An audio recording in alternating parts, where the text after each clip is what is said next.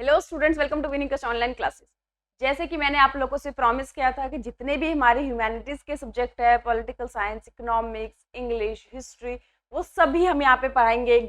और साथ ही साथ जितने भी हमारे फर्स्ट टर्म के सिलेबस है जो कि एमसीक्यू बेस्ड हमारा एग्जाम पैटर्न है, तो सारे ही जो भी हमारे सब्जेक्ट है सभी चैप्टर्स के यहाँ पे आपको एमसीक्यू मिलेंगे।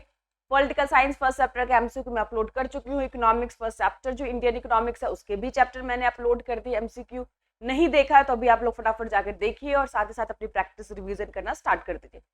आज मैं यहाँ पे जो इंग्लिश है हमारा first poem my mother eight 66, वहाँ पे जो 30 एमसीक्यूज है वो यहाँ पे हम डिस्कस करेंगे। और साथ ही साथ कॉमर्स के बच्चे के लिए बहुत ही खुशखबरी है कि जो प्रदीप सर है वो वापस आ गए हैं और आप लोगों को अब जो है रेगुलर जो भी कॉमर्स के वीडियोस हैं, अकाउंटेंसी हो गए, बिजनेस स्टडी हो गए, वो सारे जो भी आपके कॉमर्स के सब्जेक्ट है उसके भी आप लोगों को बहुत जल्दी लेटेस्ट जो भी एग्जाम पैटर्न है, एमसीक्यूज है, वैल्यू बेस्ड क्वेश्चंस है, केस स्टडी है, उस टाइप के क्वेश्चंस आपको सर कराएंगे और साथ साथ लाइव क्लासेस भी वो लेंगे। तो चलिए हम लोग बिना टाइम वेस्ट किए अपना जल्दी से, हमारा जो टारगेट था कि 1.5 मंथ्स के अंदर हमें सिलेबस कंप्लीट करना है, फिर हम लोगों को कम से कम 3 से 4 बार रिवीजन करना है, तो वो तभी पॉसिबल है जब हम सिलेबस को जल्दी जल्दी अपना कवर करें। तो आई होप कि जो भी मैं अपलोड कर रही हूँ बच्चे उसको देख रहे हैं, साथ ही साथ अपना रिवीजन भी साथ साथ चैप्टर की कर रही है। तो हमारा जो पोएम है माय मदर एट 66 बहुत ही छोटा सा सिंगल स्टैंजा पोएम है, जिस पोएम के अंदर जो पोएट कमला दास है वो अपने मदर की जो ओल्ड एज है उसके कारण जो दुखी है, बहुत ही हेल्पलेसनेस फील कर रही है। क्योंकि देखिए जो डेथ है वो अल्टीमेट ट्रुथ है, इस दुनिया की सबसे अगर कोई सच चीज है तो वो है डेथ। जो भी इस धरती पर एक बार आ गया उसको हमें मतलब यहाँ से जाना ही है, ठीक है। तो यहाँ पे जो पोएट की जो मदर है वो काफी ज्यादा एज हो चुकी है, माय मदर एट 66 नाम ही है पोएट का। तो उस टाइम पे जो उसकी मदर जो भी पोएट जो फील कर रही है एक डॉटर होने के नाते, अपने एक माँ के प्रति जो रिस्पॉन्सिबिलिटी है, जो बचपन से उसका डर है, तो ये सारी चीज़ों को यहाँ पे डिस्क्राइब किया गया है। साथ ही साथ जो भी पोएम होते हैं आपको पता होगा वहाँ पे जो पोएटिक डिवाइसेस होते हैं बचपन में, जिसे हम लोग हिंदी में अलंकार कहते हैं, कि किसी भी चीज़ को खूबसूरत बनाने के लिए जो है पोएट लोग पोएटिक डिवाइस का यूज़ करते हैं, हिंदी में हम कहते हैं अलंकार। जैसे एक खूबसूरत लेडी है, बहुत सुंदर है, लेकिन अगर उसको हम ज्वेलरी पहना दे तो उसकी खूबसूरती क्या होती है, और ज़्यादा बढ़ जाती है। तो इसी तरह से जो भी हमारे पोएम्स होते हैं, कविताएं होती है, उस पर जब हम लोग पोएटिक डिवाइसेस अलंकार यूज़ करते हैं तो उसकी जो वर्ड की जो खूबसूरती होती है वो बढ़ जाती है। तो यहाँ पे डिफरेंट डिफरेंट टाइप के जो पोएटिक डिवाइसेस यूज़ किए गए, इसमें जो 4 मेन है उसको आपको अच्छे से पता होना चाहिए कहाँ पे कौन सा पोएटिक डिवाइस यूज़ किया है और कौन क्या मतलब है उसका। तो चलिए पहला ही क्वेश्चन है कि the poem is made up of, जो पोएम जो आपके सामने जो मदर माय मदर एट 66 है, क्या वो 10 लाइन्स की है, 5 स्टेंजा की है, सिंगल स्टेंजा पोएम है, 8 स्टेंजा। मैंने अभी अगर किसी बच्चे ने स्टार्टिंग सुना होगा तो अभी मैंने बताया कि सिंगल स्टेंस वो है, सेंटेंस में क्या होता है वो खत्म हो जाता है। तो यहाँ पे याद रखना आपको कि सिंगल एक ही स्टेंजा है इसकी, तो यहाँ पे आपका खत्म होता है। नेक्स्ट है the narrator is only using her smile. आपको पता है कि जो हम जब बहुत दुखी होते हैं और अपने मन की जो फीलिंग है किसी के सामने एक्सप्रेस नहीं कर पाते, तो हमारे पास एक ही ऑप्शन होता है कि हम उसको उस मतलब दुख को, उस पेन को हम हंसी के द्वारा छुपाने की कोशिश करते हैं। तो यहाँ पे भी जो पोएट है वो अपने जो स्माइल के द्वारा, अपने हंसी के द्वारा जो उसका दुख है, जो उसका पेन है, उसको छुपाने की कोशिश कर रही है। तो पूछा है कि the narrator is only using her smile, कि यहाँ पे जो हंस रही है वो केवल और केवल क्या वो अपने पेन को छुपाने के लिए, क्या वो खुद को खुश रखने के लिए हंस रही है, या अपनी माँ को खुश करने के लिए, या नन ऑफ द अबव। तो क्या बोलेंगे, अपने पेन को छुपाने के लिए, अपने दुख को छुपाने के लिए वो क्या कर रही है, जबरदस्ती बार बार हंसने की कोशिश कर रही है। What is the poet of this poem, it's most, जितने भी पोएम है सभी के पोएट का नाम आपको पता होना चाहिए। तो यहाँ पे आपका जो है कमला दास का करेक्ट आंसर है। जॉन किट्स आपको ऑप्शन दे रखे हैं, मैंने बताया आपको विलियम वर्ड्सवर्थ। तो आपको इस तरह से प्लान ही करना है कि भाई आपको ऑप्शन की जरूरत ही ना पड़े, आप जैसे ही क्वेश्चन पढ़ो आपको आंसर फटाफट दिख जाए। कह रहा है the image of married children has been brought out to by children by the narrator in order to, कि यहाँ पे जो मैरिड चिल्ड्रन को एक इमेज दिखाया गया में लाइन है, वो जो बेसिकली वो क्या दिखाने की कोशिश किया है, show energy of the young children, to show the children playing, to compare with herself, या नन ऑफ द अबव, कि आज जो बच्चों को जो एक दिखाया गया कि बच्चे बहुत ही एनर्जेटिक हैं, खेल रहे हैं, भाग रहे हैं, वो बेसिकली क्या दिखाने की कोशिश कर रहे हैं कि वहाँ बच्चों की, यंग चिल्ड्रन की जो एनर्जी है, जो भी उसका एक स्ट्रेंथ है, वो यहाँ पे दिखाने की कोशिश की गई है कि जो लाइफ है फुल ऑफ एनर्जी है, जहाँ पे बच्चे बहुत ही मज़े में खेल रहे हैं, लेकिन उसकी जो माँ की जो सिचुएशन है, जो परिस्थिति है, बिल्कुल ही ऑपोजिट है। बिल्कुल वो डेथ के नियर है, उनमें कोई स्ट्रेंथ नहीं है, कोई शाइन नहीं है, बिल्कुल डेड बॉडी जैसी हो चुकी है। तो और एक तरफ बच्चों को दिखाया गया कि बच्चे बहुत ज़्यादा हैप्पी है, घर से निकल रहे हैं, भाग रहे हैं, फुल ऑफ एनर्जी है, फुल ऑफ होप है। तो एक तरह से बेसिकली वहाँ पे दो चीज़ों को दिखाने की कोशिश किया गया है। नेक्स्ट है स्माइल एंड स्माइल, कि उस वो है ना कि बाद एंड में लाइन है स्माइल स्माइल एंड स्माइल। तो यहाँ पे पूछ रहा है कि ये क्या है, ये क्या है, एलिट्रेशन है, रिपीटिशन है, स्माइली है, ये मेटाफर है। देखो कोई भी दो वर्ड एक साथ रिपीट होते हैं तो कौन सा बेसिकली पोएटिक डिवाइस होता है, वो रिपीटिशन, क्योंकि एक ही जो वर्ड है वो 2 या 3 बार यहाँ पे रिपीट हो रहे हैं, स्माइल स्माइल एंड स्माइल से। She said to her mother, जब लास्ट में सबसे एंड में अपनी मदर को एक लाइन कहती है, क्या कहती है, क्या गुड बाय कहती है, गुड मॉर्निंग कहती है, सी यू सून अम्मा कहती है, या हैप्पी जर्नी कहती है। तो एक लाइन एंड में कहती है सी यू क्या ना, सी यू सून अम्मा, कि हम बहुत जल्दी फिर मिलेंगे। देखो वैसे भी हम जब भी किसी से अलग होते हैं तो एक पार्टिंग वर्ड होता है कि हम बहुत जल्दी फिर मिलेंगे। एक होप होती है, एक उम्मीद होती है कि हम फिर मिलेंगे, चाहे वो मिले या ना मिले। तो इसी वर्ड के साथ वो क्या करती है, जो पोइट होती है वो अपना विदा हो जाती है। कह रहा है कि when the narrator looked her mother again she felt a pain of, जब वो दोबारा अपनी माँ को देखती है तो कौन सा जो दर्द है उसे समझ में आ जाता है। हर फैमिलियर, एक जिस दर्द से, जिस पेन से वो पहले से ही परिचित है।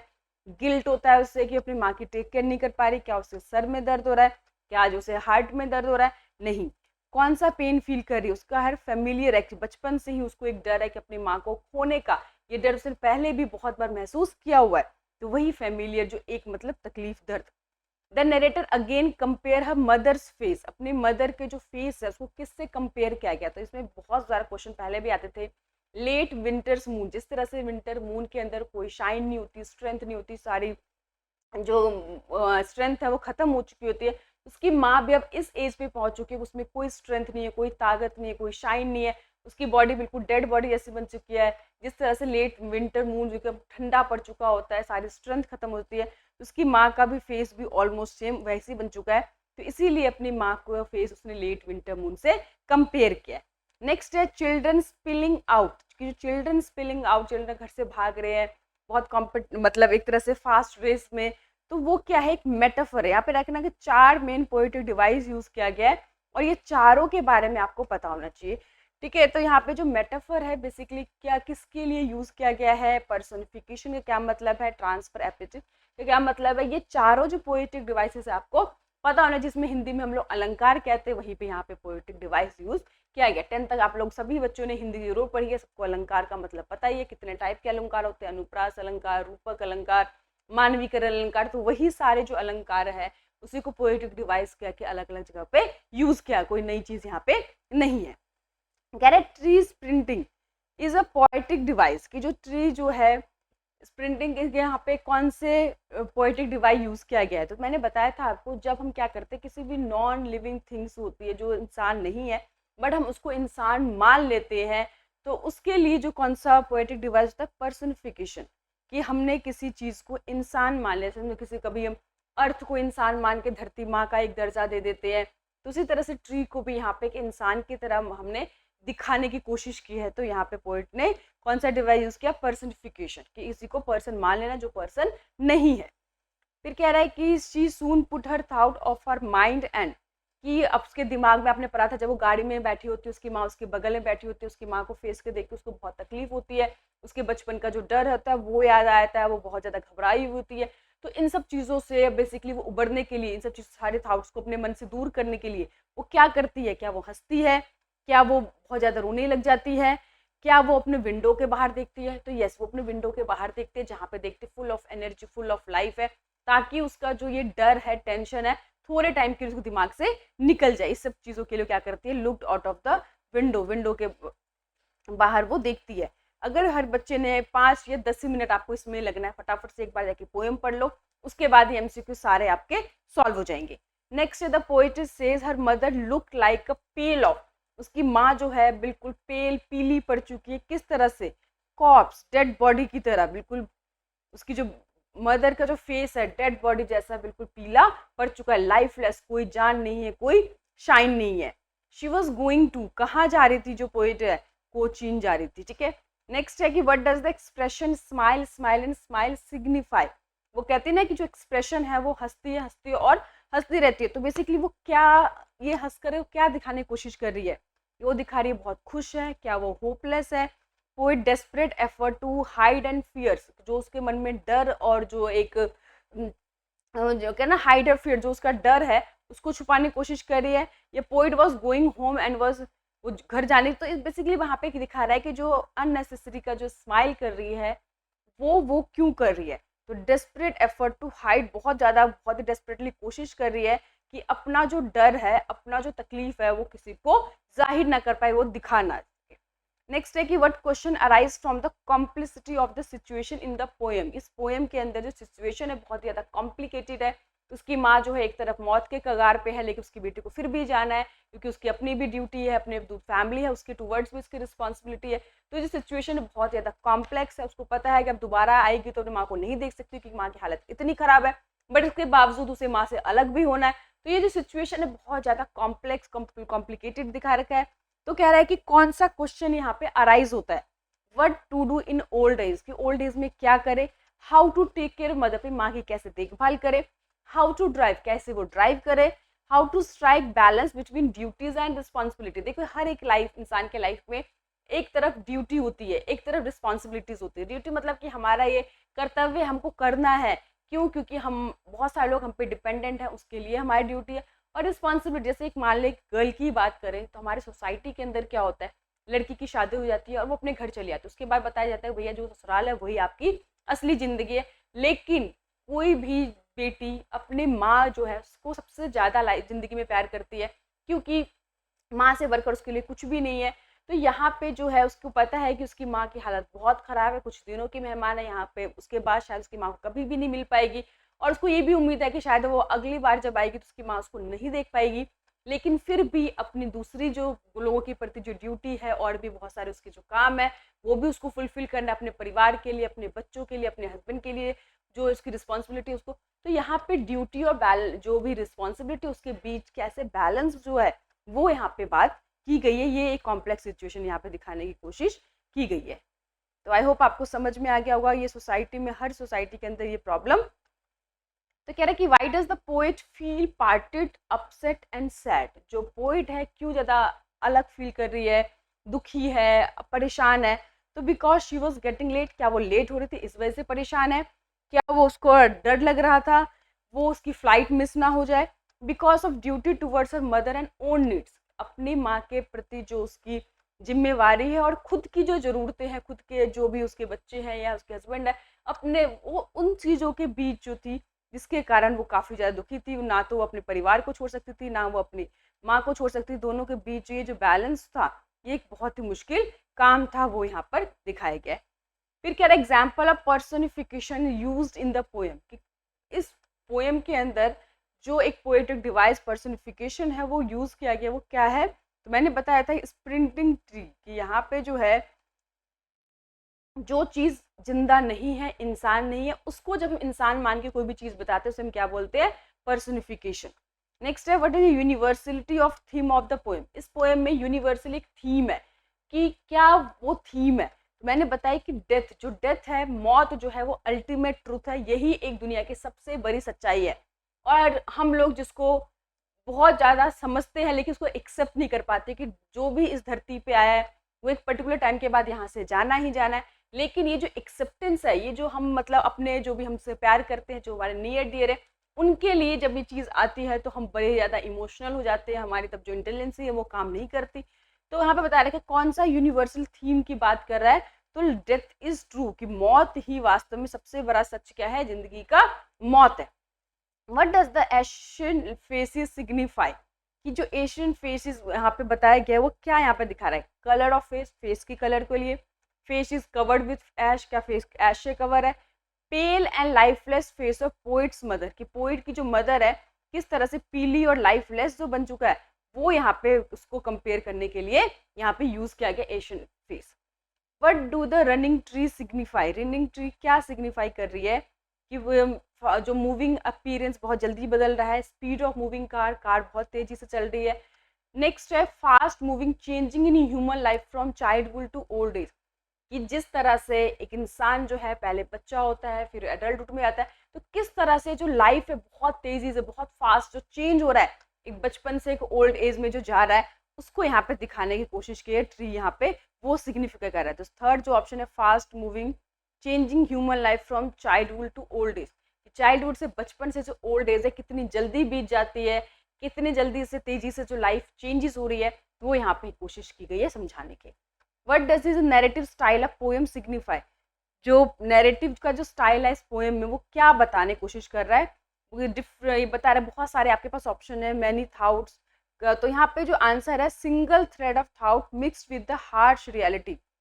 देखिए यहाँ पे कि इसमें कि इसके अंदर जो पोएट बताने की कोशिश कर रहा है कि एक जो सच है, ध्यान रखना कि एक उसकी जो मेन बात जो है कि यहाँ पे एक ही बात है बार बार कहने की, जो मौत को दिखाने की कोशिश कर रहा है, माँ से बिछड़ने के डर को दिखाने की कोशिश कर रहा है।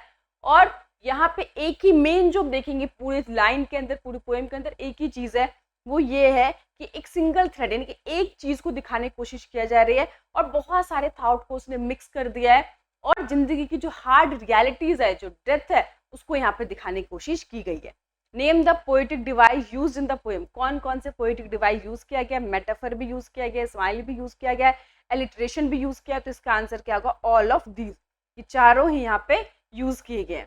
What kind of pain and ache does the poet feel, किस तरह का जो उसे दर्द और तकलीफ वो फील कर रही है, तो मैंने बताया अपनी माँ को खोने का जो दर्द होता है वो फील कर रही है, क्योंकि उसे पता है कि इस बार वो अपनी माँ को खो देगी और नेक्स्ट टाइम जब वो आएगी तो शायद अपनी माँ को दोबारा कभी भी नहीं देख पाएगी। इसी डर इसी फियर के साथ वो यहाँ से जा रही है। कह रहा है कि what does the poet childhood fear, ये भी पोएम में बताया गया कि इसका बचपन का ही डर था। तो बचपन से उसे क्या डर था, क्या अपने हस्बैंड खो देगी, क्या अपने फ्रेंड को खो देगी, क्या अपने सिबलिंग्स को खोने का डर है, नहीं, उसे केवल और केवल अपनी माँ को खोने का जो डर है वही बचपन से उसे है। What does the poem revolve around, poem जो है पूरे किसके सराउंडिंग घूम रही है, तो पोएट की जो डर है, पोएट की माँ के प्रति जो प्यार है। देखो हमें सबसे ज्यादा डर किसको खोने से लगता है, जिसको हम सबसे ज्यादा प्यार करते हैं। ऐसा नहीं कि हमें सभी को खोने से डर लगता है, बहुत सारे रिश्ते होते हैं, बहुत सारे हमारे रिलेटिव होते हैं, बहुत सारे हमारे आसपास लोग रहते हैं, बट सभी के लिए हमें वो डर, वो हमें खोने का डर या फिर हमें तकलीफ नहीं होती। कुछ ऐसे लोग होते हैं जिनसे हम बहुत ज्यादा प्यार करते हैं, बहुत जुड़ा हुआ महसूस करते हैं और जिनके खोने के नाम से भी हमें बहुत ज्यादा डर तकलीफ हमारे अंदर आ जाती है। तो इस पोएम के अंदर भी जो कमला दास जो पोएट है, उसको एक ही इंसान को खोने का सबसे ज्यादा डर है, वो है उसकी माँ को, ये बचपन से उसके अंदर डर है। तो यहाँ पे कह रहा है कि पोएट का जो डर है और दूसरा पोएट का लव फॉर हर मदर, तो दोनों ही जो आंसर है वो करेक्ट है, ऑल ऑफ दिस। कह रहा है कि whose house poet was living, poet किसके घर को छोड़कर जा रही थी, तो अपने पेरेंट्स के हाउस को छोड़कर जा रही थी। What was the expression of the poet face while parting from her mother, अपनी माँ से जब वो अलग हो रही थी उसका फेशियल एक्सप्रेशन कैसा था। अंदर से तो पता है कि बहुत डरी हुई थी, बहुत घबराई हुई थी, बहुत दुखी थी, क्योंकि पता था उसको कि माँ की हालत कैसी है और अब वो माँ से कभी भी नहीं मिल पाएगी। लेकिन उसका जो फेशियल एक्सप्रेशन था वो कैसा था, क्या वो फनी था, सैड था, स्माइलिंग, तो ऊपर से उसने क्या दिखाया था कि जैसे वो बहुत ज्यादा खुश हुई, स्माइलिंग फेस दिया और सी यू सून अम्मा कहकर वहां से चली गई। क्या है example of alliteration use in the poem, देखिए एलिट्रेशन मतलब होता है कि एक ही वर्ड जो बार बार रिपीट हुआ है, तो यहाँ पे कह रहा है ना स्माइल स्माइल एंड स्माइल, ये जो है। नेक्स्ट है the mood off the last two lines, की लास्ट दो लाइन की जो मूड है पोएम की वो क्या दिखाने की कोशिश कर रहा है, क्या उसे रिग्रेट हो रहा है, क्या उसे गिल्ट है, एक्सेप्टेंस ऑफ रियलिटी, एंगर। तो एंड में क्या करती है, जब हमारे पास हमारे हाथों में कुछ भी नहीं होता तो हमें एक्सेप्ट करना पड़ता है कि ये जो हो रहा है और जो होने वाला है वो होकर ही रहेगा और हम इस रियलिटी को हम एक्सेप्ट करने के अलावा हमारे पास दूसरा कोई भी ऑप्शन नहीं होता। तो एंड में भी जो पोइट है वही दिखाने की कोशिश कर रही है कि वो एक्सेप्ट कर रही है जो भी रियलिटी है, जो भी डेथ है, और इसी के साथ वो यहाँ से चली जाती है। स्प्रिंटिंग मीन्स क्या होता है, शॉर्ट फास्ट रेस, यानी कि रेस बहुत छोटा है लेकिन बहुत तेजी से भाग रहा है। जैसे हम इंसान, हम लोग क्या होते हैं, धरती पे आते हैं हार्डली 70 या 80 साल जिंदगी होती है, वो भी कुछ ही लोगों की, कोरोना टाइम में तो बहुत सारे लोग अपने एज से पहले ही मर गए। तो ये क्या है, एक छोटी सी लेकिन बहुत तेजी से आज आपने दोनों बच्चा पैदा होता है, 5 साल में स्कूल जाने लगता है, फिर स्कूल, कॉलेज और फिर एकदम से कमाने लगता है। माँ बाप क्या लगता है, अरे बच्चा कल ही तो पैदा हुआ था और आज वो इतना बड़ा हो गया कि हमें जवाब दे रहा है या अपने फैसले खुद वो करने लगा है। तो ये क्या है, जो जिंदगी है बहुत छोटी सी और बहुत तेजी से जो ग्रो कर रही है, बहुत तेजी से जो फास्ट भाग रही है, वही ट्री स्प्रिंटिंग यहाँ पे बता रखा है। तो यहाँ पे शॉर्ट है लेकिन बहुत ही तेजी से जो रेस है वो भाग रही है। तो यहाँ पे लाइफ को इसी से कंपेयर किया गया और इसी को ट्री स्प्रिंटिंग कहा गया, किस तरह से बहुत जल्दी जो है रेस भाग रहे हैं, बचपन से एक एडल्ट हो जाते हैं और उसके बाद हम किस तरह से ओल्ड एज में पहुंच जाते हो। हर एक इंसान की यही फेज ऑफ लाइफ है, चाहे कोई भी जो है बहुत ज्यादा इंटेलिजेंट हो, वीक हो, अमीर हो, गरीब हो, ये जो फेजेस होते हैं लाइफ के, सभी को इसमें से गुजरना ही पड़ता है और अल्टीमेटली जो है डेथ है वो सभी को इसमें मानना ही होता है। तो आई होप आपको समझ में आ गया होगा। माई मदर एट जो 66 पोएम है वो बहुत ही छोटा और अच्छा पोएम है और इसके साथ ही 30 क्वेश्चन मैंने यहाँ पे आपको MCQ दिए, बाकी जो 20 क्वेश्चन है वेरी कुछ ऐप पे अपलोड कर दिए, वहाँ पे जाके आप लोग देख सकते हैं। साथ ही साथ मैंने कहा था कि जितने भी हमारे ह्यूमैनिटिक सब्जेक्ट है वो सारे मैं पढ़ाऊंगी और जो प्रदीप सर है आप लोगों को कॉमर्स के जितने भी सब्जेक्ट है वो टीच करेंगे। फिर भी अगर मन में कोई भी क्वेश्चन हो, आपको फीडबैक हो, कोई भी आप लोगों को डाउट हो तो आप लोग मुझे कमेंट कर सकते हैं। Thank you.